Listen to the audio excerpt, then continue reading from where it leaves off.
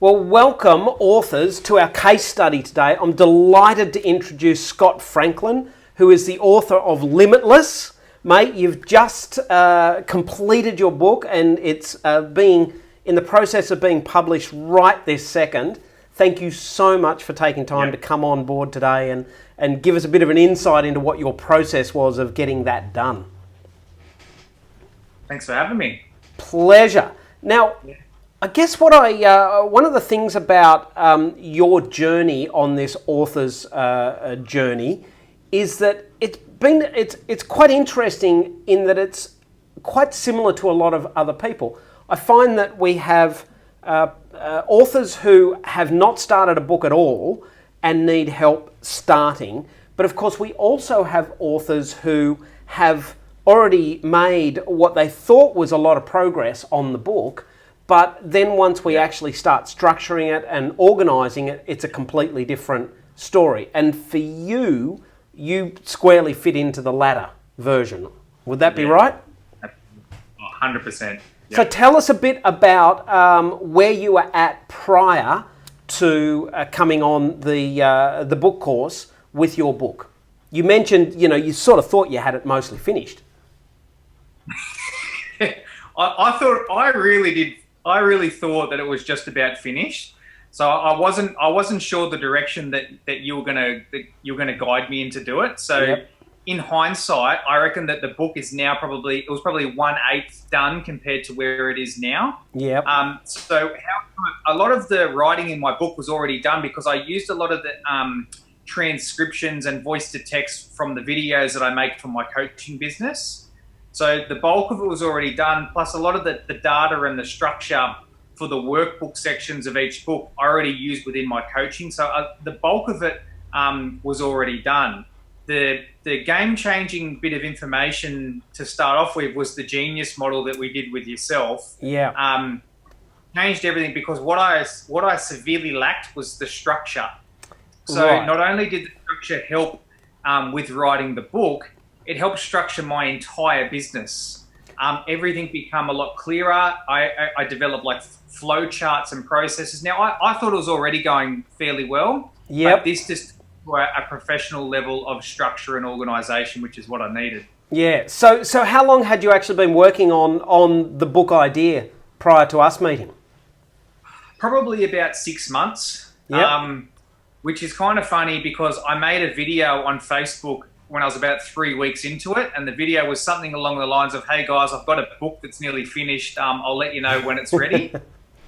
And it's just been a process of me saying, "Yeah, 3 more weeks, because the further you go into it, what I've noticed is that the book takes a life of its own. You may think you've got an identity and a position for your book, but once it starts to come to life, it has a mind of its own, and it'll take you where it needs to go." So it's a little so when you start the book, you think you're in control of it, but at a certain point, it starts becoming in control of you.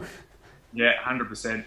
And is that I actually find when I talk to people that when we start talking about the book, they talk about almost the end product of what they want to teach. They talk about, "Oh, I want to talk about this, and I want to talk about that, and I want to talk about that."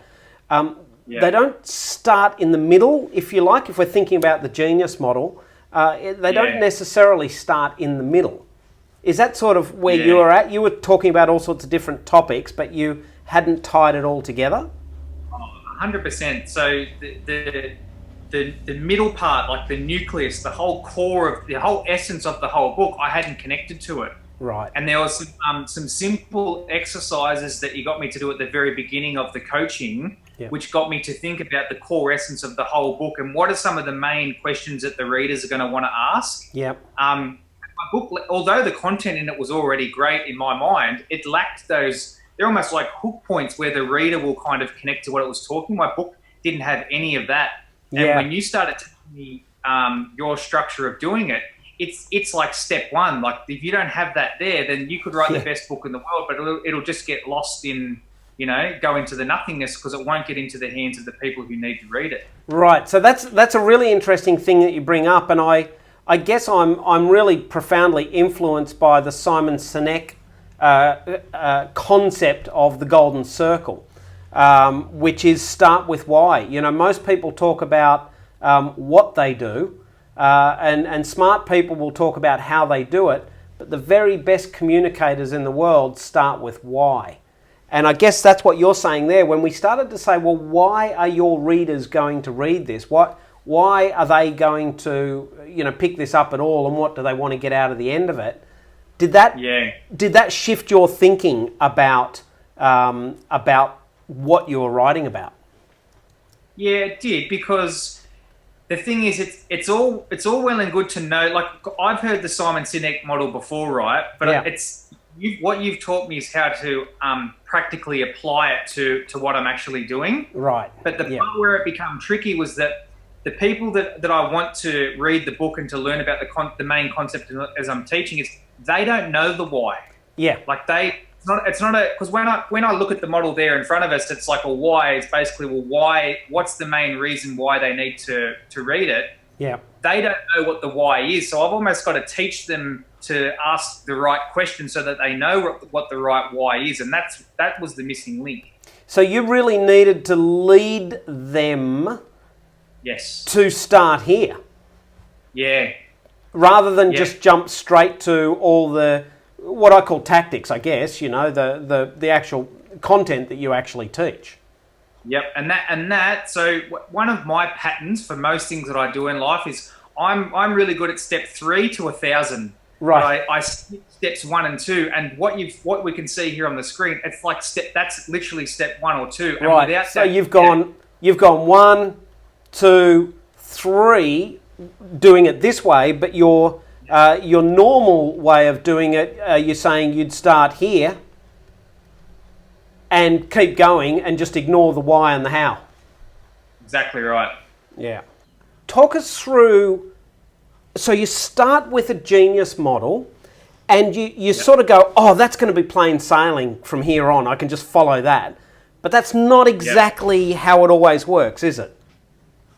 No, that's right. So we come up with a really good genius model on the day, which was good because it gave the overall structure. But because I already had a lot of the content written, when it come to placing it into the particular chapters and you start to read through it, you realise that it sometimes doesn't bolt together or it doesn't flow and make sense. Yeah. And then you've got to take a step back and realise, well, why isn't it making sense? And you've got to reassess the whole genius model. Yeah. So let me just backtrack for those who are keeping up with this. You've done the genius model. So first of all, you've actually written a whole bunch of stuff and you thought, okay, this is really taking shape. Then we met and we went, okay, let's start from the middle and work our way out so that we've got a real deep understanding of what your readers are wanting to get out of this book when they've read it. So we've got some structure. And you thought, oh, great. And what you've done is you've taken the content that you've already written and you've more or less put that in each of the chapters that you've created. And as you started to put that in, you thought, okay, I see how this theme works with that theme, but there's a few linking pieces missing. That's right. Yeah. So then what did you do? You stepped back and had a look at your genius model and went, okay, let's tweak it a little bit. Yeah, well, I fried a few brain cells in the process because it's incredibly frustrating and it takes you to your wit's end sometime. You just need to take a step back from it and just kind of just let it all fall into place, or let your mind kind of calm before you have a look at it. Yeah. And then once I realigned it, then it all started to flow again. So it was just about taking a step back, going to the previous step, because I knew there was no point going on to the next step or trying to finish the step I was on. I needed to go back to the previous step and perfect that again before I could proceed to the next bit. Yeah. So you needed to really refine that why and how before you kept going with the what. Yeah. So let's have a quick look at your genius model, and we won't go through the whole lot of it. But I guess what I want to know is this bit in here, the sweet spot. This is what we're talking about. You know, when your readers have finished reading this, what are they now able to do that they weren't able to do prior to reading your book? So we call that the sweet spot. So for you, what did you determine? And this was sort of the missing piece for you, wasn't it? This was the bit that we hadn't really considered. So what was that sweet spot for you in your book? For the first genius model, or the one that I've settled on now? The one that you settled on now. Okay, so in the middle spot is when they'll gain clarity. Yep. Purpose. Yep. Direction. Yep. Confidence and certainty. Terrific. And this is about managing your emotions and managing your own self, right? That's right, yeah. So what we've got here is personal. They will actually get personal clarity, personal purpose, direction, confidence, and certainty. Yeah. So in terms of the petals, these bits of the genius models, what did you land on there in terms of these sort of outcomes that they're trying to find? So, well, for the first circle, do you want me to go over like what the circles were to see how they overlap? Yeah, the big pillars. Yeah, the big pillars. So the one at the top was the ego and the authentic self. Yep. And then the second pillar was concepts of the ego and concepts of the authentic self. Concepts of ego. Yep. And authentic self. Yep. Yep. And then the third pillar is the implementation. So it's real life authentic self. Right. Implementation, real life authentic self. Cool. Yeah. Now, what were these overlapping bits? So when you get the ego and authentic self sorted out and you implement it, what happens here? What kind of results are they getting? So it's just going to link back to the clarity, purpose, direction, and confidence, a derivative of that. So it's always going to be a fraction of empowerment. Yeah. So this here could be clarity and certainty, because with clarity comes certainty. This here could be purpose, and with purpose comes direction. And this here could easily be confidence. That's right. And if we look at your model, so when you understand the ego and the authentic self, and you understand the concepts of those, you get you get clarity around your purpose. That's right. When you understand the ego and you implement, this is where the clarity comes from. When you're implementing with these concepts, you get enormous amounts of confidence. Yes. So the reason that this genius model become tricky for me to figure out is, see how we've got ego and authentic self in two of the circles? Yep. So normally, like when I was thinking, like you should just do ego on its own, understanding the ego. But the thing is, because the two minds, they're interlinked. You can't have ego without authentic self, and you can't have authentic self without ego. So that was the tricky part of you're basically creating two genius models sitting on top of one another. Yep. One for the ego and one for the authentic self, but they're both happening at the same time. So that was where I got stuck. Yeah, gotcha. Right, so you needed to kind of, I guess, just clarify, how you articulate all of that, because you need to be clear around what you're actually doing in order to be clear for your readers. That's right. So, and to create that flow and to link those together. Which is what happens in pillar number 3. So once they understand the two minds, then we can focus on the one that they actually need to use. So that's why there's no ego in that third pillar. Yeah, gotcha. So this is let's teach you what you need to know about it. Here's some ways that affects you. Now here's what you can do with that information. Exactly right, yeah. And then we won't go into the chapters, but I guess for anyone watching this, what they're looking at here is this bit around here is, chapter 1, this is chapter 2, chapter 3, or whatever order we put those in. These are the sort of the topics. And so you go, okay, what are the 3 or 4 topics around ego and authentic self? And can you summarize those in a word or two, just as an example? Well, the first one would be just awareness. Yep. Awareness, yep. Yeah, and number 2 would be like society. Yep. Number 3. Number 3 is the magic question. Right. Love the magic question. And then, you can add or subtract more to it. But when we think about writing your book, okay, now the first chapter, the theme is awareness. And the second chapter, the theme is society, how society sees ego.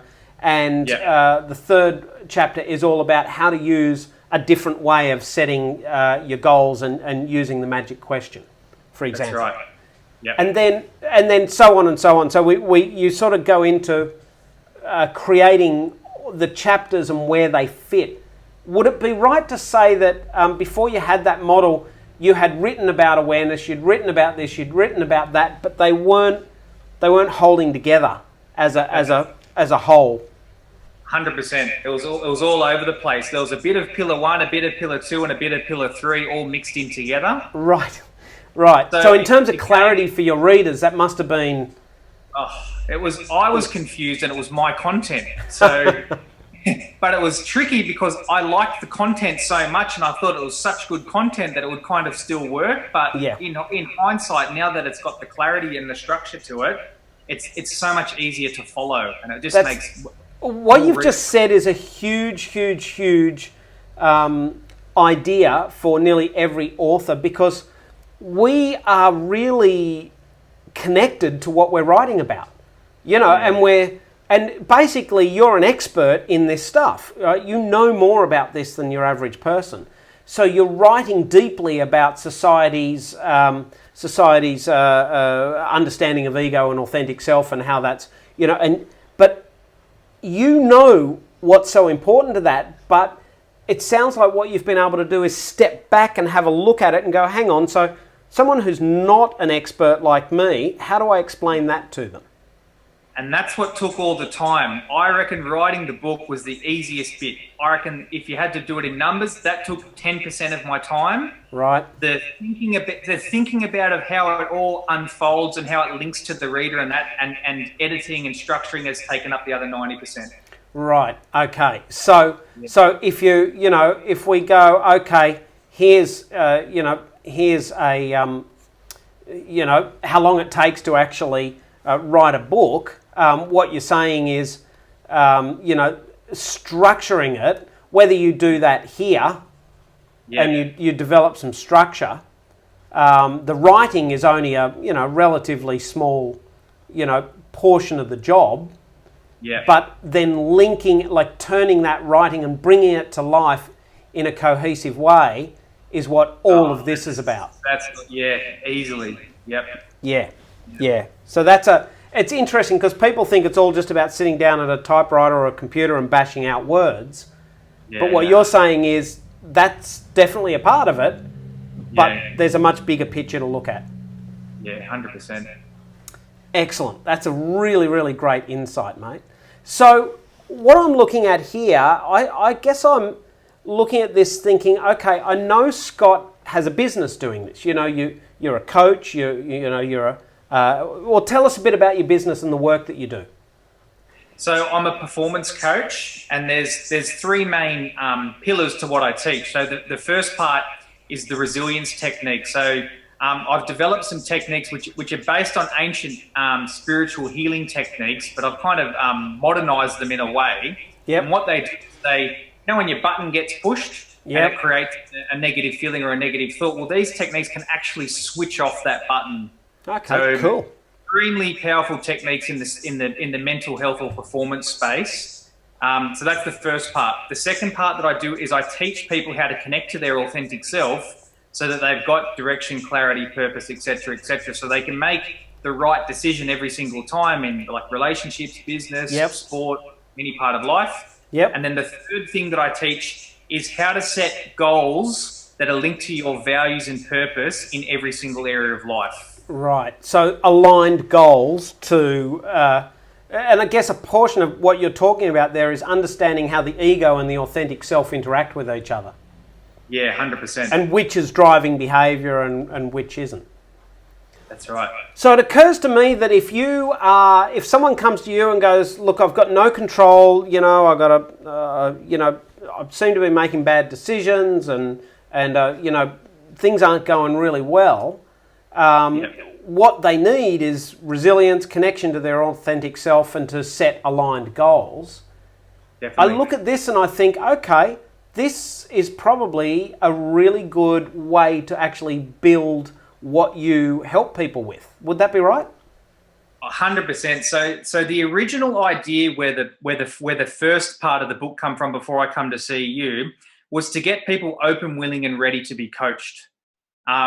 And because what I'm teaching I've taken spiritual or deep concepts and kind of simplified them so that the masses will understand it and connect to it. Yeah, it was just about finding a way to get the people, taking them on a journey step by step to get them ready to start the coaching. Yeah, and so the book is what you're hoping with the book is it'll open them up to, okay, there's a way to do this. Yeah, absolutely.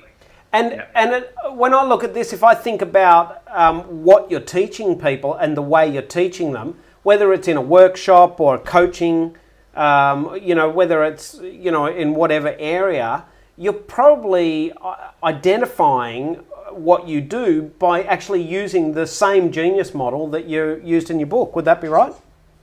Do I use that myself and teach that to others?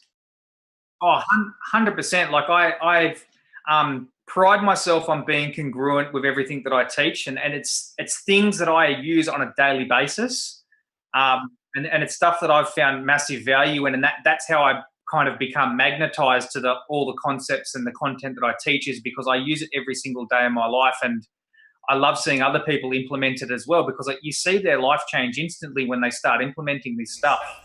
Yeah, and I guess what I'm seeing in what you're doing is you've got your book, which gives them all of that ideas, gives them all the, warms them up, gets them up to a certain level. But the idea is that once they've actually done that, then that leads into some sort of program, Yeah. right? So that could be a workshop, that could be maybe even a DIY something or other. It could be coaching, any number of other things, right? Yeah. So the structure that you've used in the book, have you found that you've used that structure to expand out the work that you do? And so when you do a workshop, the workshop follows the same structure as the book? 100%. So as soon as we did the first session when I got the genius model, that became the structure for my whole business. Right. Yeah. Right. So your whole business is now built around the same structure that you've created in your book. It's identical. Yep. How has that changed your business? Huge, because it now links. People can see that when they've done one piece of coaching, it links to the next piece, which links to the next piece, which then goes full circle and then can start to go deeper and repeat itself or refresh itself. So how I imagine it's like cog with wheels, and when all three cogs are moving, the gear gets bigger and is able to spin. Whereas before, they were kind of just like three little wheels all spinning on their own. They weren't connected. Right. So that's a fantastic insight, because the structure within your book, you're creating a persuasive argument basically, and trying to influence people to a new way of thinking. But then that's translated to all the separate pieces of work that you used to do with clients and has linked them all together so it all makes a cohesive whole. That's right. And it's such a huge piece of information that's changed my whole business, because prior to this, when I was doing the coaching sessions with my clients, I had a very high turnover of clients because they were basically coming in and getting what they needed from one particular section, because in their mind, they hadn't linked that section to the next section. Yeah. So instead of having a high turnover of clients, I've now got clients buying into packages which can go for months on end. Yeah. Which is, from a small business point of view, is just phenomenal, because it gives the business stability, consistency, and structure which it originally lacked. So it kind of felt like, unless I was on the go all the time trying to get new people in, there was just so many holes in the bucket where water was leaking out. Whereas now this structure has helped plug the holes I guess you could say. Mate, that's a fantastic way of describing it, actually, because I think a lot of people in the same sort of space as you are, whether it's personal training or life coaching or even business coaching, people go, oh, I have this problem. Here's a problem. I'll go to Scott and he will solve that problem. And they go, okay, that's enough, right? And that's probably what your experience. So, you'd solve that problem. They're moving on, but they hadn't really seen the problem in the context of a bigger picture. That's right. And so by getting this structure, you can go, okay, so now we've solved this problem, but let's stop it. Let's stop that problem happening again, and let's start working our way through all these other structures. Is that a sort of a good graphical representation of what's going on? 100%. Right. So rather than come in and paying a small amount of money for one off, and then you've got to go and find a new client, it sounds like you're finding that they're staying and working their way through a much larger program. That's right. And what I'm finding is that they're happy to do that. So obviously when you're starting a business from scratch and you think, oh, it's going to cost them more money and they won't want to do it. I've had the opposite. Like people have always enjoyed, I feel they've always enjoyed my sessions, and the feedback I've gotten, they've really enjoyed it. But it's kind of like sometimes it comes to an end too soon and you're only just starting to build a good connection and relationship with them. So this has just created an opportunity to extend the relationship and to allow it to just go, it can kind of just keep spinning on itself depending on how deep they want to go and how much they want to implement it. So it's changed. I think that's a huge statement there, because I think a lot of times we are worried about, but I don't want them to feel like they're spending too much money on this, or, we're concerned about, it's a bit of, I think it's a little bit of the Australian tall poppy sort of syndrome, where we say, we don't want to be too successful. We don't want people to think I'm driving around in a Lamborghini kind of thing. But in fact, I had a coach once said to me, Brett, are they better with you than without you? And I said, there's no question about that. And he said, then you're ripping them off by not showing them what else you can do to help them. And that totally changed my thinking, right? It's not, it doesn't sound like, your job is not to go, hey, you have to have this and you have to have that. Your job is to go, okay, if you want to keep on working on this, the next step is this and this and this. And so rather than actually feeling ripped off, they're incredibly happy that they're actually solving these problems. Yeah. And it links back into the original genius model too, because when I had that question proposed to myself, are you fully empowering all of your clients? My answer was no. I know I'm not, because they're not. I said they need to do the whole program. If they want to be fully empowered, they need to do the whole program. So you were just doing this bit, Yeah. So that trigger word that we put in the middle of the genius model helped that make sense. Yeah, that's fantastic. And I guess what you're experiencing too is these people are getting massive value. Right? It's transforming their lives, right? And I think that by helping them understand what to want, because I'm thinking about when you were first talking, they don't know exactly what to want. So you need to teach them what to want, and it's up to them to choose to do that work or not do that work. So this is, I guess, so doing the book and having this structure has, I guess, increased the retention of your clients. Absolutely. Has it increased their results? Absolutely, because they're learning more. Like where I'd say they're already getting results, but where they're getting results where they weren't before is they're becoming more consistent. Right, so more consistent results. Yeah.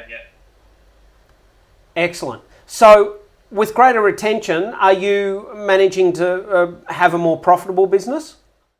It's starting to. I've still got some glass roofs over me, which I'm working on removing at the moment. I'm part of the book. At the same time I'm writing the book, I'm developing an online academy. And getting the website done. So the online academy, the books and the website will help create a structure that anyone can go into, and then there'll be no limits on the business, because obviously once it's done online with webinars and things like that, I'm not limited to how many people I can coach.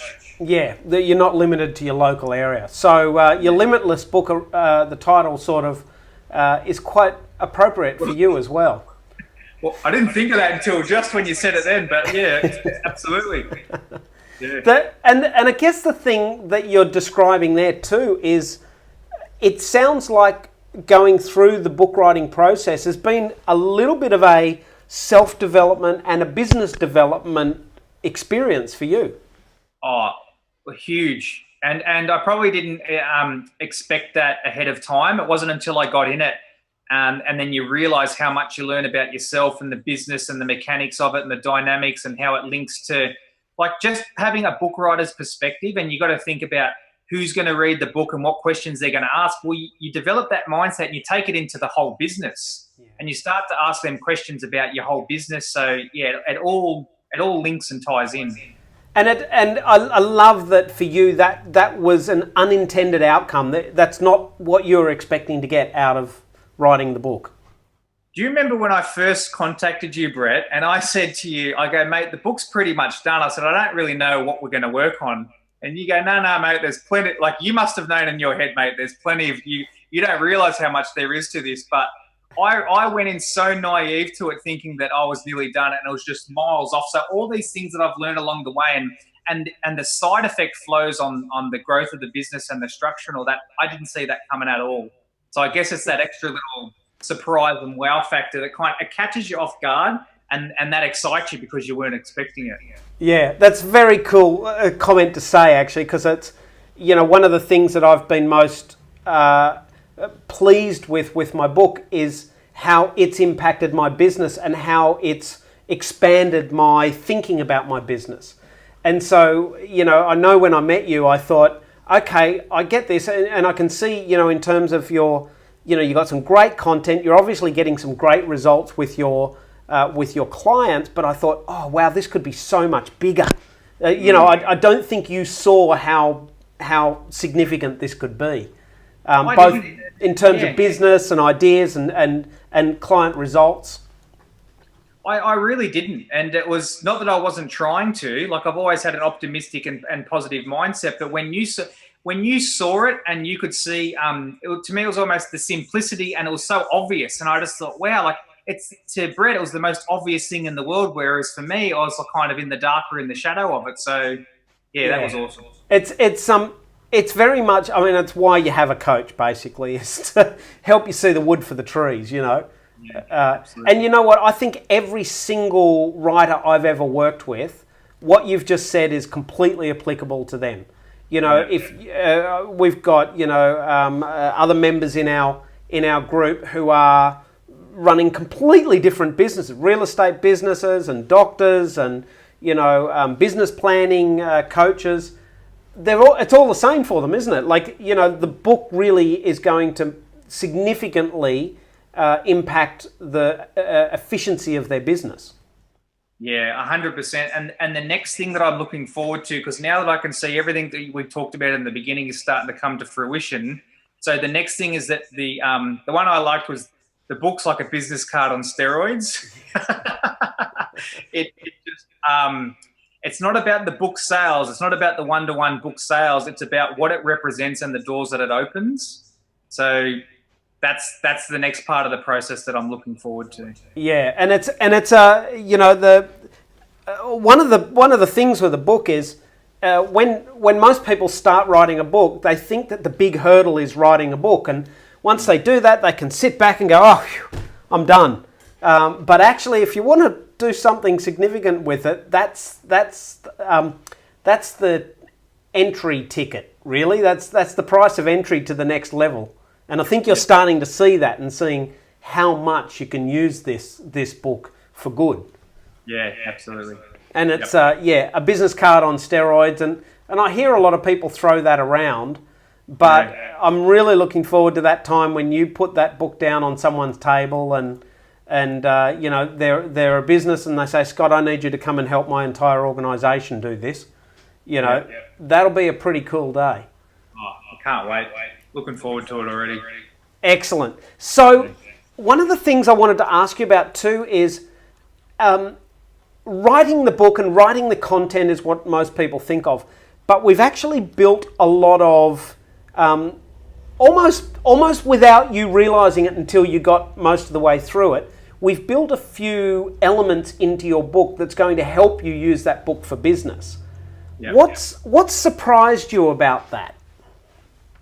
About putting the information into the book, is that what you mean? Yeah. So things like, you know, getting the websites, setting up the structure so that the structure works for workshops and business.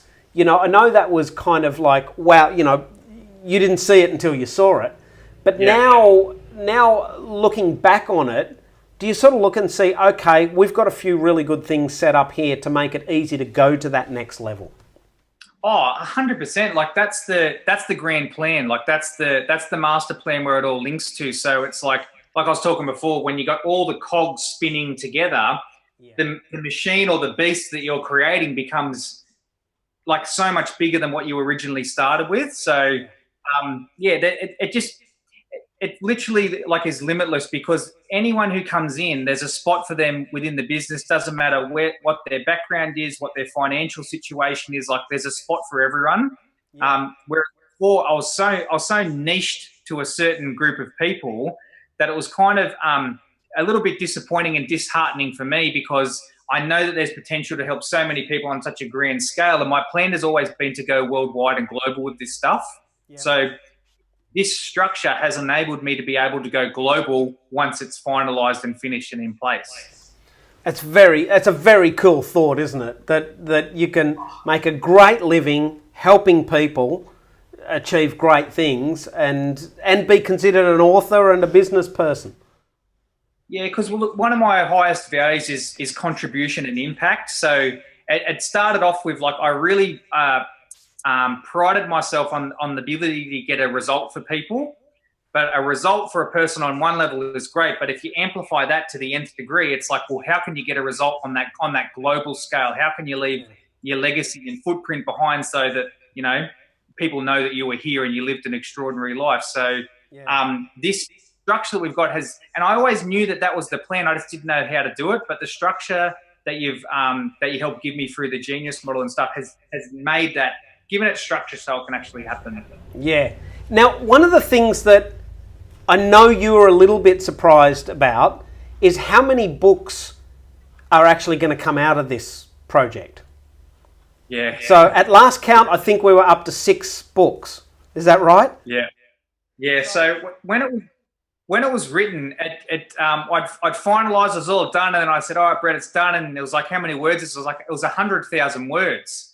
But I didn't know what that meant in terms of books. So when you said that one book, most books are around 30 to 40,000 words, and biographies are 50 to 70,000 words thereabouts, I'm like, well, it's just too massive, and there's too many good concepts. Like you can only blow someone's mind so many times in one sitting or one reading. So I realised it needed to be divvied up. But the next challenge that I had was that the book's part story, part data and methods and strategies, and part practical application. So it's kind of like, you know, is it a storybook or is it a workbook or there's all these things. So I've kind of just decided to put the 3 into one book, which is kind of a bit different to other books. But it's sliced into 3 sections based on the original Genius model we did. So I've finalised on 3 books to come out. That's where I'm at the moment. That could change with books 2 and 3. So you've taken your 100,000 words and sort of gone, okay, this content here can be the book 1, which is kind of the introduction to the whole thing. Yeah. And then have you drawn that out? So is book 2, how does book 2 link to book 1? And So book 1 is about the ego and the authentic self. So it's knowing to use your authentic self to make all decisions in life. Yep. Book 2 is about setting goals in the 7 domains of life. So life's broken into 7 areas. Well, there's no point setting goals if you're using your ego to do it. You have to know how to use your authentic self to make decisions. So it's almost a prerequisite. Yep. And then book 3 is the resilience technique. So it's whenever you're faced with a challenge or a setback, it's having the latest tools, techniques, and strategies so you can flick off the negative emotions and the negative thoughts which is blocking you. So authentic self goes to goals, but there's no point setting all these big grand goals if every time you get to a challenge and a setback, these negative emotions or thoughts keep blocking you. So yeah, that's the so all three books kind of link really nicely. And is there a kind of a workbook section to each of those as well? What have you done with that? Because I know you've got a lot of diagrams and illustrations that you use in the book. So I've put it all in together. I just felt that I felt for me, if I wanted to learn, if I was reading the books, would I really want to go out and buy 6 books, or would I rather just do one section at a time and have a book that could cover all of that? It could have been sliced into 6 or 9 books. It was definitely doable, but I don't know, it'll be a hit and miss to see what feedback I get from doing it. Yep. But yeah, the workbook section is tied into each book. So it's basically you give them the theory and the concepts, and then we go, all right, now let's show you how to apply it. And then some practical application of that so they can actually work through it. Yeah. And I know you were on the call the other night when we spoke to one of our guests, Jeff. You know, what insights did he give you about exactly what you're just talking about? Again, it caught me off guard because we were talking about, you know, how he, what I liked lots of things about Jeff, but one of the main things was that he's written his book similar to me in the fact that he's used voice recordings and transcriptions to get the bulk done, and he's worked alongside an assistant to help mechanically put it all into place, and then he checks what they did. So I like that synergy that goes together. I think that's really powerful if that's your creative style. But what got me the most was when he said, figure out when you're at your most creative. Is it when you're talking, when you're writing, when you're in the shower or on the toilet? And my one is when I'm talking. So when I'm talking to someone, it all just flows out of me. Like there's no filter on it. I'm not thinking about it. It just kind of flows out. Yeah. But where I've been challenged the most with this process is I haven't been able to find the right assistant. So I've tried working with different editors, ghostwriters, copywriters. Mind you, I am looking on places like Fiverr and Upwork to work with these people, and I do believe you get what you're paid for. So I was looking to do it the cheapest way. But I feel that if I had the right assistant to work alongside, my efficiency at pumping out books would be maximised heaps. So I got that from him because obviously he's been there and done it, and I can see that the synergy that he has with him talking and doing a bit of writing and then handing it over to his assistant, you can see how well it works for him. So it was just figuring out where is your creative style. Yeah. And the other thing that I particularly thought was good about what he said for you is he published the book and he put it out there and he started working with it, and he realised there were some minor tweaks that he wanted to make that would to the book title and the general approach, and so he just made those tweaks, reprinted it, and off it went. And I guess I'm thinking, you know, when you're talking about the content and the workbook, there's the opportunity really to go, well, okay, that worked or it didn't work, or we can make changes to that as we go, because there's, you know, for you it's like, okay, well, I think this is going to be the way it works, so let's get it out there and start getting some feedback. Yeah, well, that's true what you said. Like I just keep getting surprised each step in this book writing process. There's always, you think you're up to a certain spot and you know where you're up to and you think you know it, and then you get to another part and you're like, all right, there's just things that you don't know until you start doing it, because each person's obviously an individual and their book's got its own identity, and you know, you just don't learn these things until you're actually out there doing it. So like, I guess hearing him say that has just kind of given me peace of mind knowing that that's probably coming. So just get ready for it and to just work with it so you can maximise the efficiency of the book. And if that happens for you, that happens for you. If it doesn't, excellent. And I guess that brings me to another part of the story. You know, when you started writing a book, when you started doing it, did you think there was a correct way and an incorrect way to do a book? I don't know. I hadn't put much thought into it. I just knew that. So when it first started, the idea was literally get the videos that I'd already made for coaching, get them transcribed, give them to an editor, publish it. Yep. So I literally thought it would be a 3-week process. I didn't think about sitting down and writing. So I just thought, well, book writing's obviously evolved. technically, you don't even need to sit down and write a word these days if you don't want to. So I was kind of in that line of thinking rather than sitting down and writing it. But I don't know, there's different ways of connecting. Like, I feel that when you talk, you have a certain voice, and when you write, like with a pen in your hand, it's almost like a different voice. And when you're on the keypad, it's a different voice. There's all these different connection points. Like, I feel that when I'm rereading what I'm writing, I've written some parts before where I actually wrote it with pen, and it was perfect the first go. Yeah. Whereas when you do the voice, even though you feel like you're in flow and you're talking, when you goes down on the paper, it's completely different. So, and I guess what you're saying is, you've got your way that's working for you, but I'll bet in other students that you've been interacting with in the course, you've seen completely different ways of doing things which also work.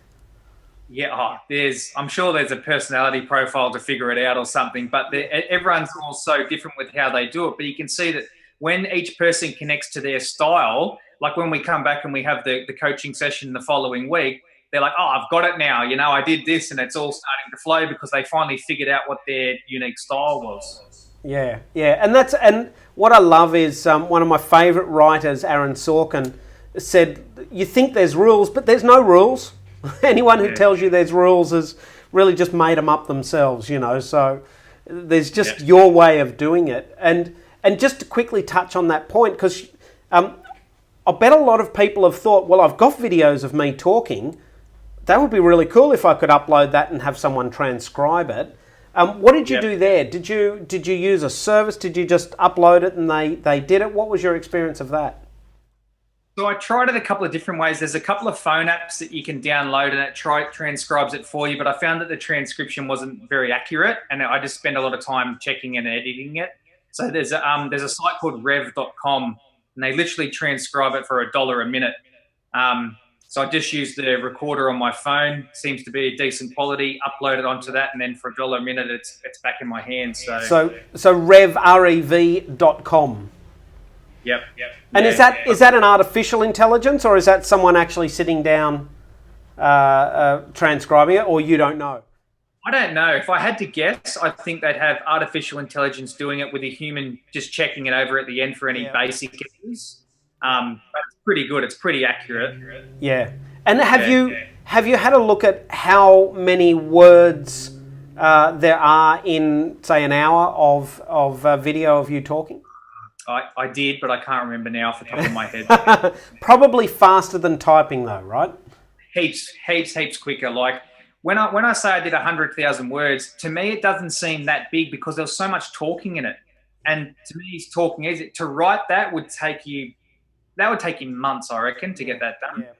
Yeah. It almost is such a big block that you couldn't get it done in today's pace of today's life. Yeah, mate, that's very cool. Because I think a lot of people think that traditional old sitting down banging away at the keyboard is the only authentic way to do books, and it's there's so many cool new ways to get that information out there these days. Yeah, 100%. And when you focused on the big picture, like the big picture is to get my message out there. So as long as the message is out there and people are connecting to it, like, doesn't matter if it's not worded exactly correctly and if there's spelling mistakes and all that stuff. It's the intention behind it, and the book in their hand. Most people will get the gist of what I'm trying to say. And that's the main thing, because then you get access to millions of people worldwide who are getting the gist of what you're saying. Once they've got their book in your hand or hear about the book, they're at least thinking about it. And that's probably half the job, is just getting them thinking about you and the content you're teaching, and then they start to decipher your message. So it sounds like you're a real advocate for getting it done is better than it being perfect. Yeah, I'm definitely at that end of the scale. Just smash it out, get all the bulk of it done, and then the lesson I'm learning at the moment is find the right assistant to help you tidy it up. I think that if that synergy there can just be dynamite, you can get it done, really quickly and efficiently. Yeah, mate, that's fantastic. Well, mate, we're drawing to a close. Let me ask you about where to now. All right, so we're probably weeks away from having your book in your hands, which is going to be a very exciting moment. Where to now for your book and your business? So once the book's done, then it's just getting the marketing on point, so I can access people worldwide and get it into the right businesses and the right households around Australia and around the world. So that's that part. I'm already thinking like book 2. So as we speak, I'm now finishing up book 2, and then once book 2's done, then book 3, finishing that up. Just getting them done, and then when that's done, I was going to ask you about getting started on book 4, which is going to be my story. So yeah, my mind is already on 3 or 4 projects down the line, but it's just I'm just focusing on now and just the step that I'm up to, the publishing step I'm up to, and getting that completed before I jump ahead, because that's my old pattern, is I just jump too far ahead and forget about what I need to do now. That's a really good point, actually, because we just got to get this first. Let's get this first one sorted, and then it'll start to roll. I think that's a really great point. But the other thing too is that even before the book's published, the fact of you writing it and the way you've done it has had a positive impact on your business and your work. Yeah, because people are already looking at you like you're an author. People are already looking at you like, this guy's sitting down to write a book. He must know a bit about something to sit down and write that. And to get it published and out into the public, like, you're kind of putting your name and your business and your balls and everything on the line, on the chopping block to be crucified. So not everyone puts their hand willingly up to do that. So just the thought of that is enough to get the ball rolling. But then afterwards, it's like the things that I probably I haven't put a heap of thought into, which is a lot of the public speaking things I can do, get into schools and businesses and events and get talking about the book. Like, it's kind of like, that's still kind of in dreamland for me, but I guess it's a bit closer to reality than what I'm giving it credit for. So, Yep. My experience is, as soon as you start actually showing people that you've got a book, someone's going to say to you, "Oh, can you come and talk at our Rotary Club or our school or our business meeting?" It's pretty cool when you do that. Yeah. I have to say. Yeah. Well, mate, thank you so much for giving us a bit of an insight into your journey, or the beginning of your journey, really. I'm sure that as you go on, that's going to be moving on to big things, actually. I think a worldwide audience for the work that you do would be very, very cool. Well, thank you, and thanks for asking me to come on here. I feel stoked that you asked me to come and share my journey with it, and hopefully it connects with a few people and it helps them put a few of the jigsaw pieces of the puzzle together for them. Yeah, mate, I think you've done a really, really good job of that. I think that's fantastic. Mate, thank you so much. Hey, while we're here, where can people connect with you? How can they connect with you if they want to connect? The website is scottfrankland.com.au. So Frankland spelled Frankland. Terrific. And then my Facebook page is Scott Frankland Performance Coaching. Terrific. I'll put some links up there so people can connect to that and come and see all that you do and follow your journey. Awesome. Mate, thanks again. Great spending some time with you this afternoon. You're welcome. Likewise.